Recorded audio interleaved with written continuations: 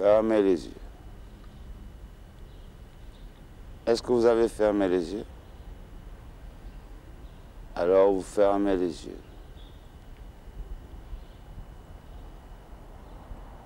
Vous voyez des points de lumière. Serrez fort.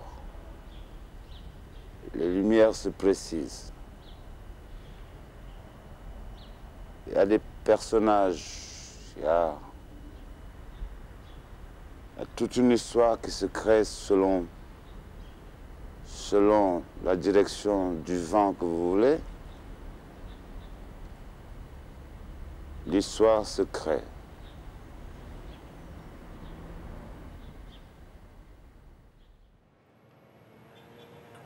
Allô? Est-ce que je parle avec Ismaël Thiam? Oui, je suis Eli Roland Sachs et je suis en train de faire un film inspiré par Djibril Diop Mambéty.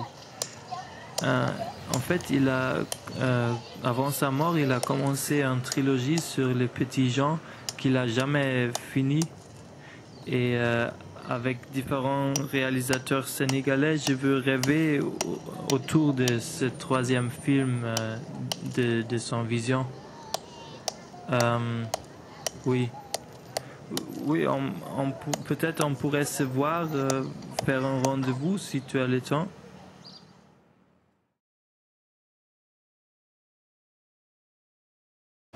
Mambéty a amené le cinéma africain à travers le monde, qui est très important. Et puis, l'objectif principal de Mambéty, c'était les opprimés.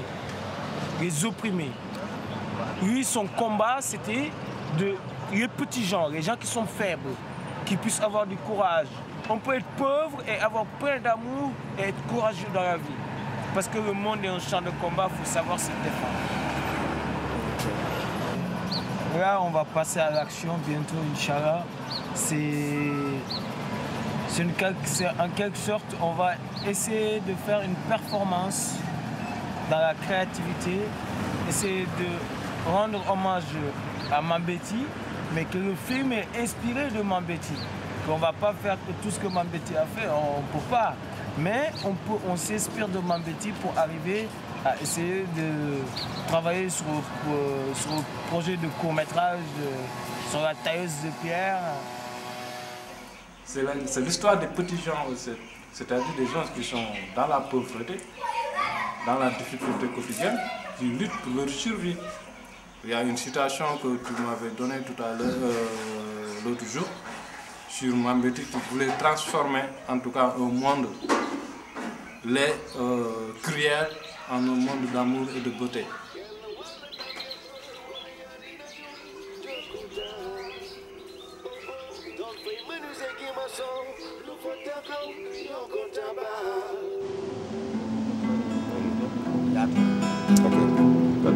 Donc voilà. Tu peux décrire la première scène, quoi.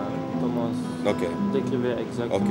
Parce que là, on était en train de développer, passant par la musique, pour en venir au film. Tu vois?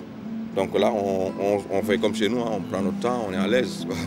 Tu vois, je ne sais pas si c'est ça la bonne idée, ou bien s'il faut directement dire les choses vite fait et avancer, quoi. Non. Ok, d'accord. Donc c'est des choses, en même temps, je voulais les mettre au parfum, parce que comme mes amis, je pense qu'ils n'ont jamais réellement entendu l'histoire. Donc là, on va parler un peu peut-être de l'ambiance sonore, un peu du film, quoi. L'étape de Mère Ndiaye. Tap, tap, tap, tap, tap, tap, tap, tap, tap, tap, tap,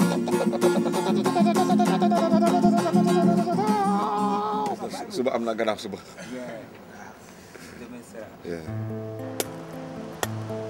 Wow. Oh. Oh, oh, oh, oh. Oh. Oh, oh, oh. Oh. Oh, oh, oh. Fake your cool girl. Mère Ndiaye,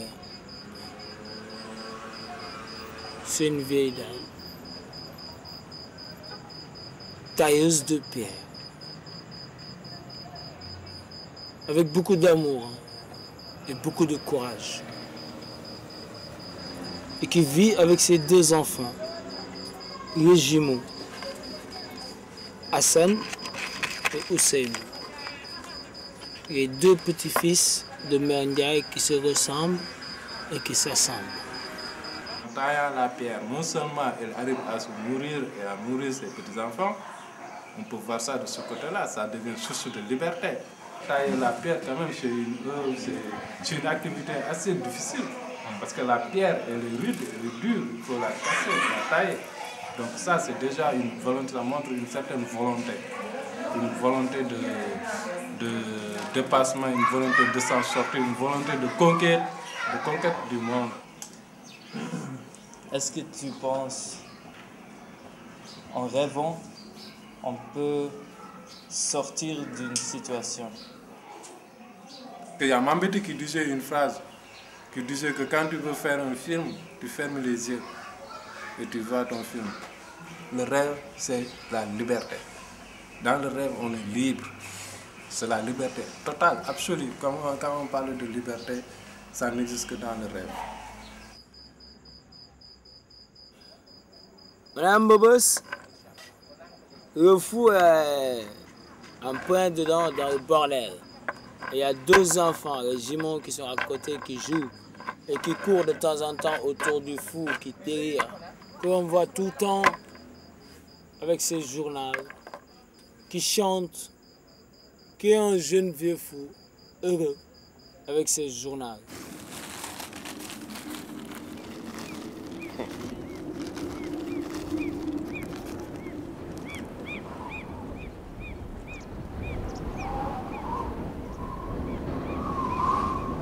Un malade mental, tué par un vigile. Un malade mental, tué! Tué!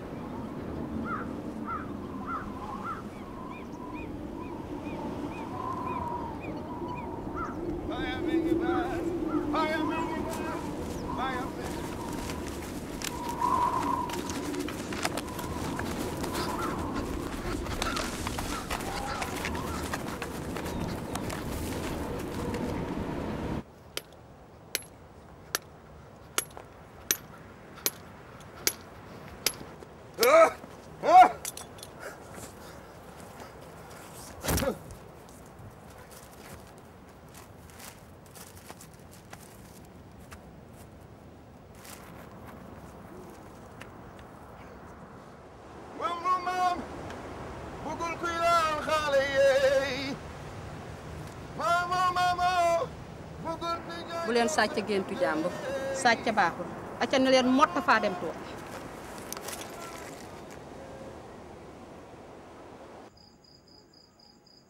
Et toujours on continue, on arrive, le fou arrive avec les 2 enfants chez Mère Ndiaye.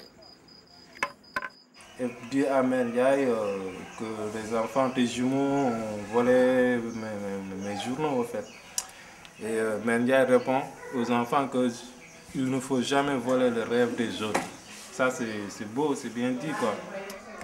Le fou, qu'est-ce qu'il est? Qu'est-ce qu'il fait là? Quel lien il a avec l'histoire?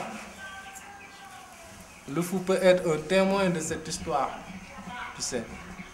Donc il peut raconter dans ce chant, raconter ça, mais il peut même prendre des archives, des articles de journaux. C'est un fou. Moi personnellement, je vois le fou comme un guide spirituel, comme l'incarnation, même la concrétisation de la sagesse. Fou, c'est juste un terme, quoi. Mais quand on rentre dans cette frontière, on se rend compte qu'en fait, fou, il faut être dans le monde des fous, tu vois. Mais quand tu es de l'autre côté, tu peux sublimer le fou et tout, et tout, et tout. Mais c'est juste un fou, on l'appelle fou. Et quelque part, moi, je ne veux pas être fou. Sérieusement, quelque part, moi, je veux être bien, avoir ma belle bagnole, une belle femme, et voilà ce qu'il faut. Mais quelque part aussi, on se rend compte de l'autre côté aussi, les gens, ils sont moins matériels, ils sont beaucoup plus spirituels, beaucoup plus élevés. Donc on aspire à être fou, mais on a peur d'être fou. La folie, en fait, mon propre jugement, ma propre constatation, hein, c'est qu'il y a une convention. Les gens, ils disent qu'il faut être comme ci, comme ça, comme ça. Maintenant, les fous, c'est peut-être pas des hors la loi, mais c'est des hors convention. C'est toi le fou, c'est toi qui te mets une barrière. On t'a créé libre. Toi, tu te mets une barrière, tu te conventionnes, tu te conformises. Attends, c'est toi le fou, quoi. Donc, à travers les journaux, le fou, en fait, analyse un peu la société. Et c'est comme s'il avait un message qu'il recevait personnellement à travers ces journaux. Il cherche des journaux partout. Et dans chaque journal, il a une révélation, quoi. Mais en général, il est plus axé sur les inégalités, comme les patrons qui ont détruit la vie de Mère Ndiaye, par exemple.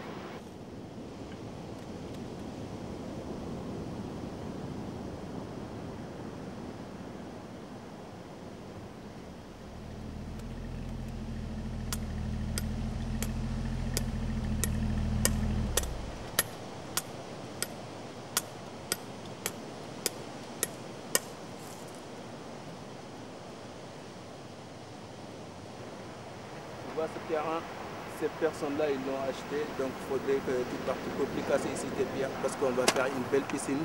Il y a les contrats, tout est signé, tout est en règle et ce terrain n'est plus à toi, il faut partir. Demal.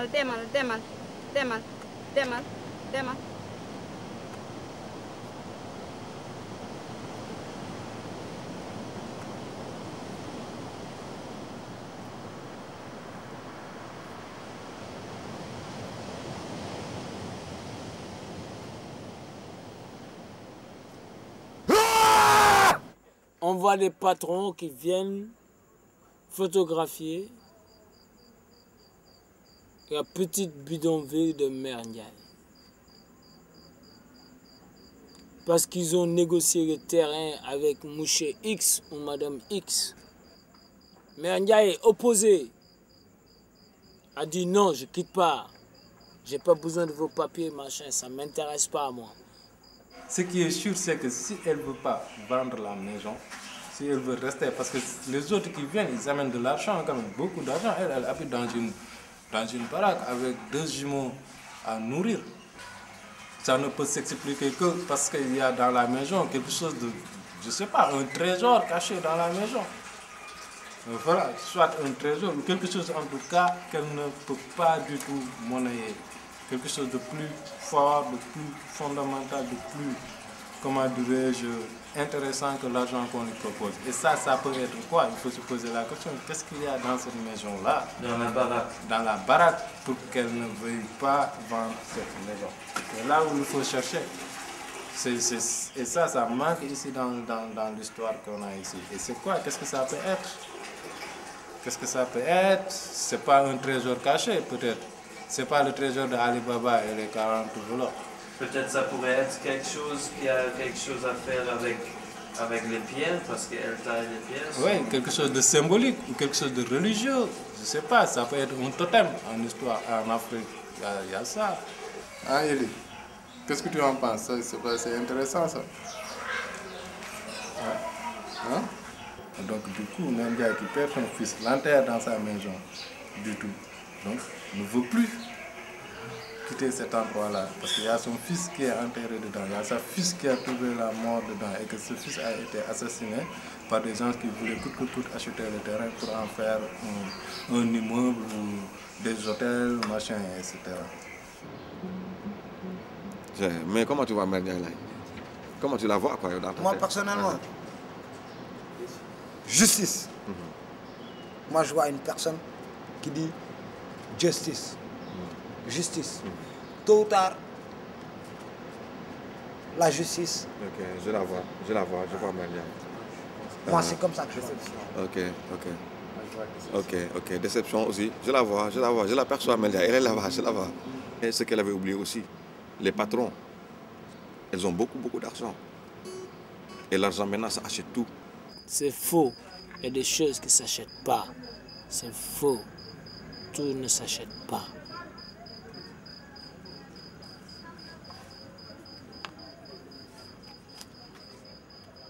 Ces patrons qui pensent que tout s'achète se trompent. Ils se trompent. Hein. l'arbre il meurt, le tronc il meurt, mais les racines ça s'enfonce dans le sol. Moi personnellement, je suis convaincu que le patron, il ne peut pas rêver, donc il ne peut pas tuer de rêve. C'est quelqu'un d'ambitieux, c'est quelqu'un qui réfléchit, qui calcule. Bon, on réfléchit tous, hein. On réfléchit tous, voilà, mais c'est quelqu'un qui est cupide. En fait, le patron, il rêve pas la nuit. Il rêve pas la nuit. Mais il rêve le jour. Il rêve le jour. Il voit des bling-bling partout. Yep. Il rêve pas. C'est ça, quoi. Et tu sais... Non, mais attends. Non, excuse-moi. Attends. On vient de me dire quelque chose. Excuse-moi, Mère Ndiaye vient de me dire quelque chose.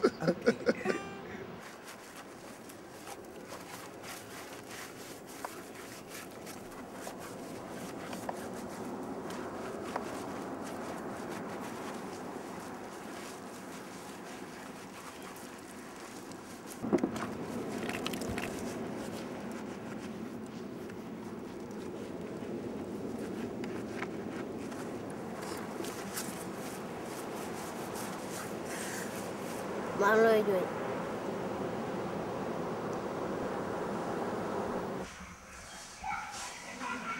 Non, même pas, tu perches par là. Par là,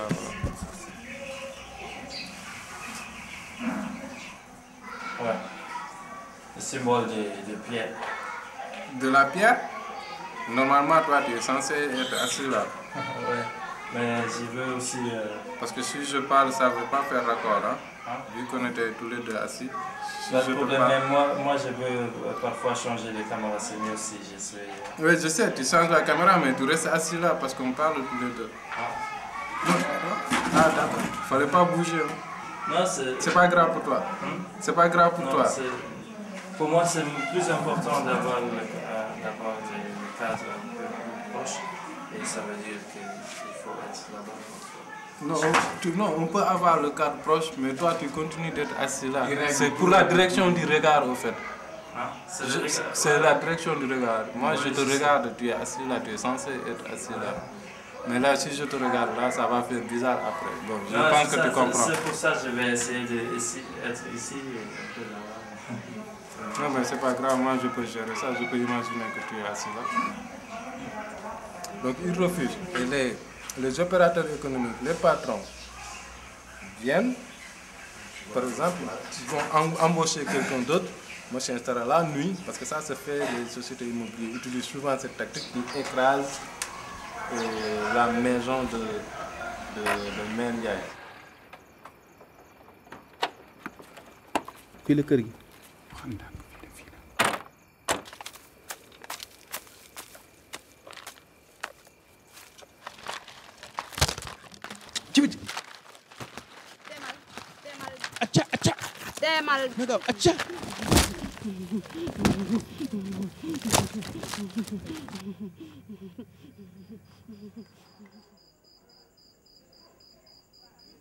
Ils ont tout rasé. Et on voit Mère Ndiaye et ses deux jumeaux. Les jumeaux en train de pleurer par rapport à l'endroit. Mais ces deux jumeaux-là, en pleurant, à un moment donné, Mère Ndiaye dit, c'est bon, ne pleurez pas. Parce qu'elle montre, elle a toujours le courage d'affronter n'importe quelle situation qui lui tombe sur ses pieds.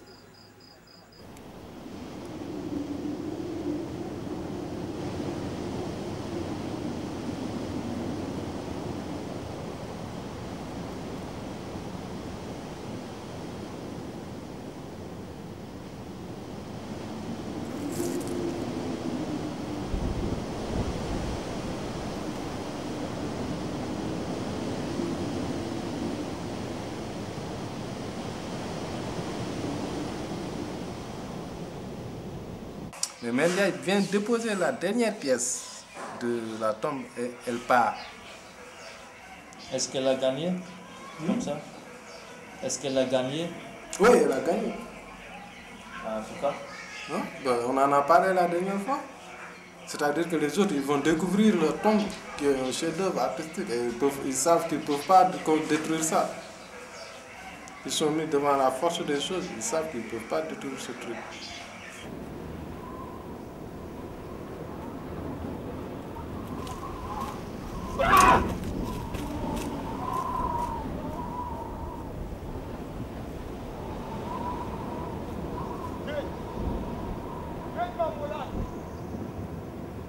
rêve ne se vend pas. Chaque personne avec son destin et ses rêves. Faut rêver, quoi. C'est positif, faut rêver.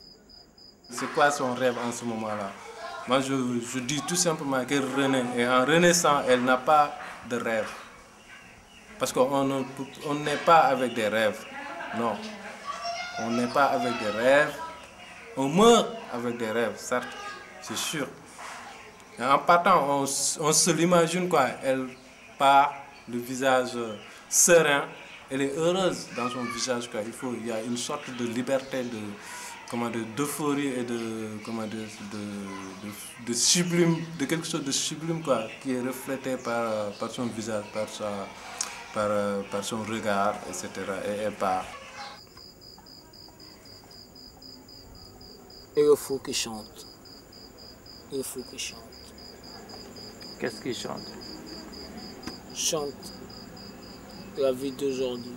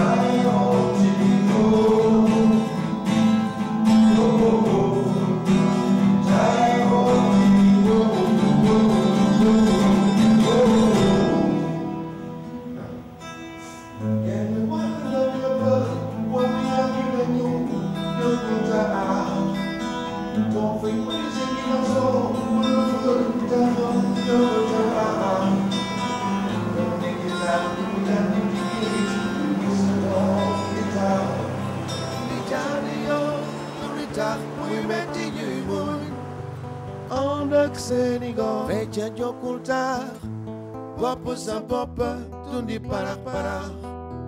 Te junti ai tabar, kendo rei, kendo a.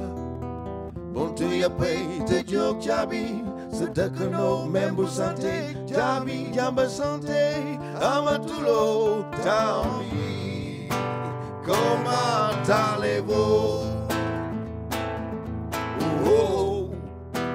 Comment allez-vous? Comment allez-vous?